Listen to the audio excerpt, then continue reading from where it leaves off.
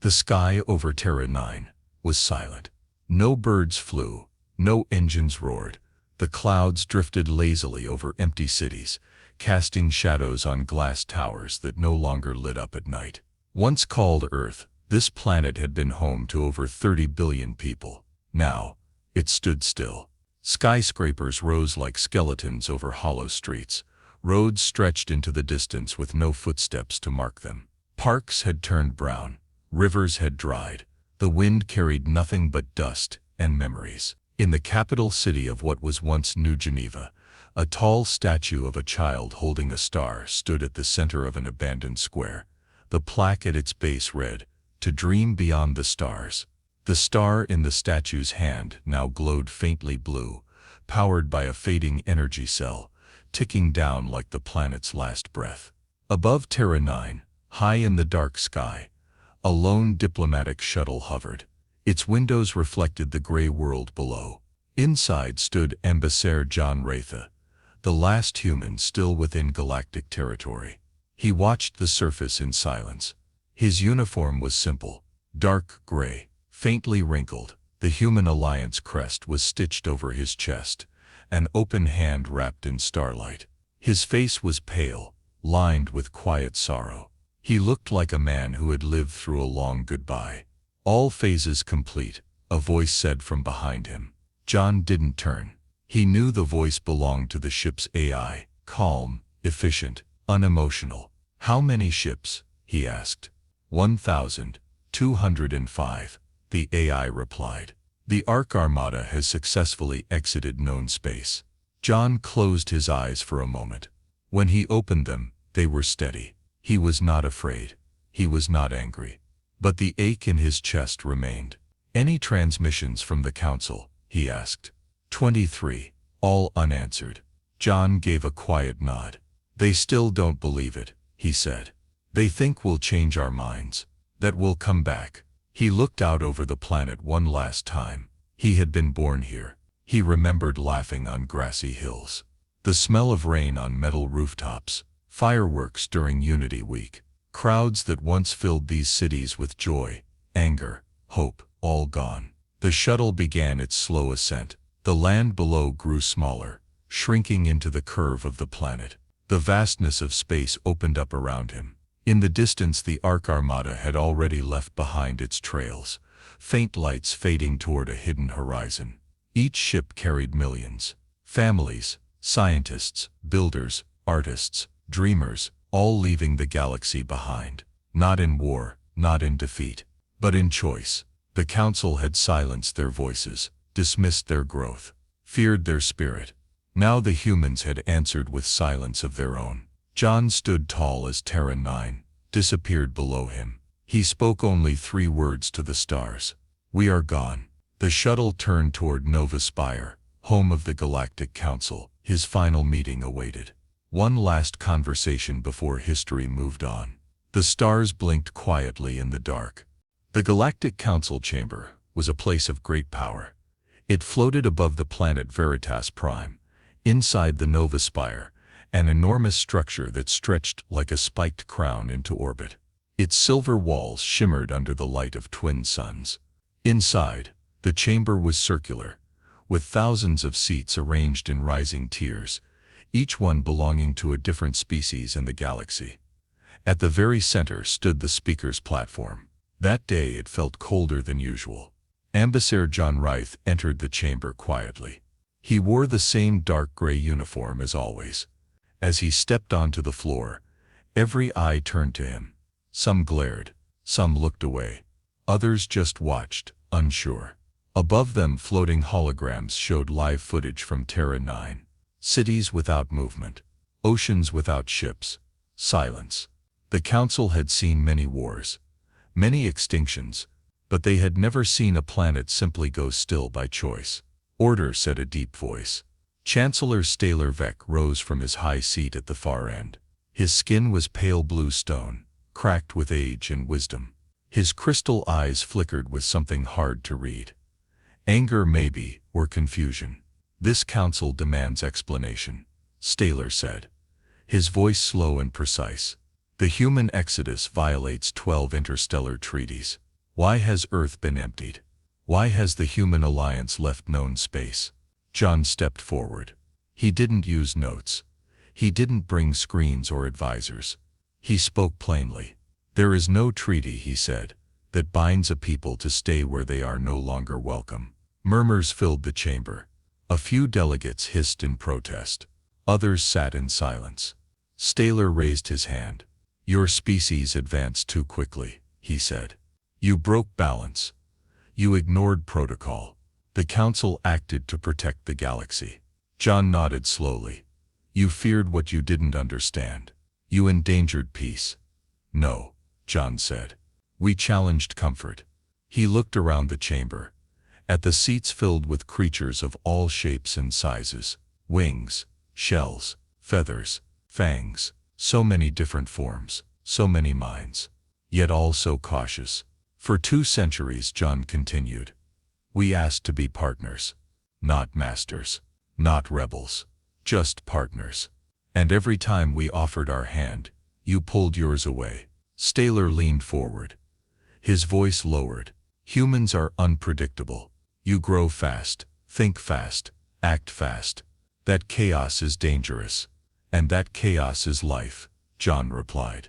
You feared it because it reminded you what you had forgotten. How to dream. The room fell quiet. For a long moment no one spoke. Then a delegate from the Galari, a race of deep space thinkers, stood up. His voice was soft, like wind through leaves. Ambassador John, he said, are you saying the exodus is final? John's eyes held steady. The last Ark ship left 2 hours ago. There are no humans left in the galaxy, except me. And I won't be staying. Whispers echoed through the chamber. This is madness, another delegate muttered. A bluff, said a third. But Staler said nothing. He only stared at John. His crystal eyes locked. After a pause, John stepped back. We didn't leave because we hated you, he said.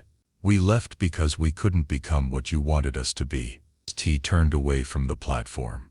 I will attend one more session, he added. Then I'll be gone too. My seat will remain empty forever. He walked out, leaving silence behind. No one chased him. No one called after him. The chamber, once filled with voices and heat, now echoed with a heavy stillness. The decision to leave was not made in a single day. It had taken decades. At first, it began with silence. Meetings missed, requests unanswered, proposals ignored. Humanity kept trying to earn its place at the council's table, but with each breakthrough they achieved, more rules followed, more limits, more fear. Back on Earth, when it was still called Earth, a private meeting had taken place between the top human minds. Leaders, scientists, philosophers. They met deep under the city of New Geneva, in a chamber carved into the bedrock. A single question echoed through the room. Do we stay, or do we go? The room had been divided. Some still believed cooperation was possible. Others had already given up. Then one voice, steady and tired, broke the silence. It was John Wraith. We've outgrown the cage, he had said. It's not rebellion. It's evolution. From that moment, plans began, quietly, carefully. The project was called Exodus Protocol. Massive shipyards were built in the asteroid belts of the Sol system. Not just a few ships, but a full armada. 1,200 vessels, each the size of a floating city, built in silence. Hidden from the council's eyes, using cloaking grids and decoy networks. Each ship was designed for deep space travel. Not just across sectors, but beyond the galaxy itself. A journey that would take generations. Powered by quantum drives and guided by AI minds, older than most council species. Back on Terra, the cities began to change. Schools stopped teaching council languages. Satellites stopped broadcasting to interstellar networks. Human embassies quietly shut their doors. Trade ports were dismantled. No announcements, no protests, just withdrawal. Families received coded instructions. Scientists moved underground. Artists packed their work into data vaults. Children memorized star maps instead of history lessons. Whole communities vanished overnight, relocated to orbital docks above the planet. The world became quieter. And still, the Council thought it was just a phase. They thought humanity would return to the chamber, ask for forgiveness, and beg for permission. They didn't understand. Humanity was not preparing for war.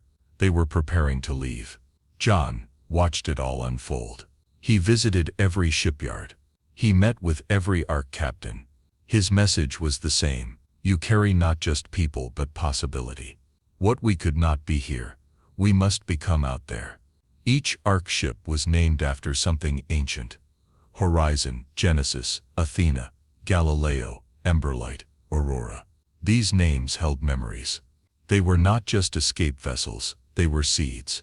And when the final ship, the Exodus Spear, completed its final systems check, Earth itself was declared uninhabitable.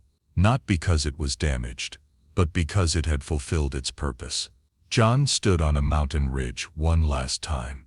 He looked out over his home. The wind carried the faint sound of a child laughing, a recording set to play for the last hour of the planet's memory. No one else remained. That night, the skies lit up, not with fire, but with light trails from the departing ships. One by one, the Ark Armada lifted into space, engines glowing blue against the stars. People didn't cry. They didn't cheer. They simply watched. They knew what they were doing. They were leaving the known behind to find something more. John stayed back for one reason: to make the Council understand the truth. Now, that truth was ready to be spoken. John Ratha stood in his quarters aboard the Council orbiter, watching the stars through a wide, curved window. A soft hum filled the room, the quiet sound of life support and recycled air. On the table beside him, a screen displayed the countdown: 006 hours 44 minutes and 8 seconds. 6 hours until the final ARC ship, the Exodus Spear, would leave the edge of the galaxy. He had watched every one of the ships depart. Not one had turned back. Behind him, the door opened with a soft chime. Chancellor Staler entered without speaking. His tall, stone-like form moved with slow precision. His robe shimmered faintly with the symbol of the Galactic Council, a spiral star surrounded by 13 rings. John didn't turn around. "They're almost gone," he said quietly. Staler's voice came low and steady. "You are forcing a division that cannot be undone." "No," John replied. "You forced it. We're just accepting it." Staler walked closer, stopping beside the table. His crystal blue eyes stared at the countdown. "You could have waited," he said. "Negotiated. The Council is prepared to offer new terms." John laughed softly. It was a tired sound. "There have been terms before," he said. "Promises, speeches. Then came the restrictions, the slow silencing. You called it order. We felt it as chains." Staler looked at him, his face unreadable. "You act as if we feared you." "You did," John replied. "Still do. Not because we were violent, but because we were different. Fast, unpredictable. You built this galaxy to move slowly. We were never meant to crawl." The Chancellor was silent for a moment. "We believed you would destroy yourselves," he said finally. John turned to face him. "We almost did, but we learned. We adapted. And you still wouldn't accept us." The tension in the room was heavy. The weight of centuries hung in the air between them. On the screen the numbers continued to drop. 005 hours, 3 minutes and 27 seconds. John walked toward a cabinet and opened it. Inside was a simple case. He opened it and pulled out a small crystal. "This contains the final records of humanity in this galaxy," he said. "Art, history, language. Our story, from the beginning until now. You can keep it." He handed it to Staler. "I don't want artifacts," Staler said, refusing to take it. "You'll want it when we're gone," John said, setting it down on the table. "Not because you miss us, but because you'll realize the galaxy feels emptier without us." The Chancellor didn't respond. Across the galaxy, Council stations watched the last preparations. The Exodus Spear, largest of the human fleet, stood at the edge of known space. Its engines glowed, humming like a distant storm. Inside the council chamber, a new session began. Delegates from hundreds of species took their seats. Screens displayed human territories now marked as unclaimed. The debate was growing louder, more desperate. Some demanded action, some begged for understanding. Others remained frozen in disbelief. At the center, John entered alone.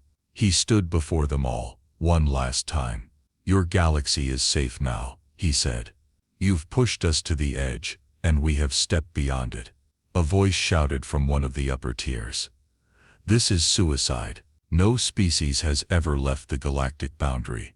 John nodded. "No species has ever dared to. Where will you go?" Another delegate asked. John looked up at them. "Somewhere you can't follow." Back aboard the Exodus Sphere, final systems came online. Families strapped into chambers. Commanders gave quiet orders. AI minds lit up in full awareness. On every screen aboard the ship, a single message blinked. "Departure imminent. Final sync complete." John's voice echoed one last time in the council chamber. "We were never your threat. Only your reminder that greatness doesn't ask for permission." The screen in the chamber flashed white as the Exodus Sphere vanished into the void. The signal cut. No trace remained. John lowered his head and walked away from the chamber. No applause, no response, only silence. The great hall of the Galactic Council was full, but the air felt heavy and cold. Every seat was occupied, every eye fixed on the center platform. Even the oldest species, those who rarely moved or spoke, had come to witness what was being called the final address. Ambassador John Retha stood alone at the center of the chamber. No guards, no advisors, just him and his voice. He wore his usual uniform, simple and unadorned. The symbol of humanity, a hand wrapped in starlight, still rested on his chest, but it no longer shined. High above him, Chancellor Staler watched in silence. The lights dimmed slightly. A signal pulsed across the chamber. John's words were now being broadcast across thousands of star systems. It would be the final human transmission ever sent from within council space. John looked around the room slowly. "When we first arrived," he began, "we were wide-eyed, hopeful. We believed in unity, in purpose. We believed this council was the future." His voice was calm, steady, not angry, not bitter. "We shared what we had: medicine, science, technology. We worked hard. We listened. We learned. But at every turn, we were reminded that we did not belong." He paused, letting the words settle. "You feared our pace. You feared our ideas. You feared the way we changed things just by touching them." A soft murmur moved through the chamber. "We were not dangerous because we were violent. We were dangerous because we dreamed bigger than the limits you placed on us." He looked up toward Staler. "You spoke of order, of tradition. But tradition without progress is just a cage built from memory." John stepped forward, his voice firmer now. "We built ships that sailed through folded space. We healed diseases that crippled entire species. We built art that made machines cry. And still, we were treated like a virus." He held up a small crystal disc, the same one he had offered Staler. "This contains all that we were, our history, our voice. It will remain here. But know this." He turned slowly, facing the vast crowd. "Humanity does not live in data. It lives in motion. You tried to slow us, so we moved beyond you. You tried to bind us, so we broke the chain. You tried to silence us, so now you'll hear nothing." The room was silent. "From this moment forward, no human will speak in this chamber again. There will be no envoys, no treaties, no ambassadors. We are not your enemy. We are not your ally. We are simply gone." He looked down for a moment, gathering breath. Then he said the final words. "Do not seek us. Do not follow. There is no home for you where we go." With that, John stepped back. He placed the crystal disc on the central podium and turned away. As he walked toward the chamber doors, a soft chime echoed through every ship, station, and relay across council space. The final human signal was gone. Some delegates sat frozen. Others lowered their heads. A few wept. For the first time in centuries, the council chamber had no words to give. High above, Chancellor Staler stood still, his face blank, but his eyes followed John, until the doors closed behind him. And when they did, it felt as if something far greater than one man had left the room. Years passed, the galaxy moved on, but not the same. Within the Nova Spire, the Galactic Council continued its work.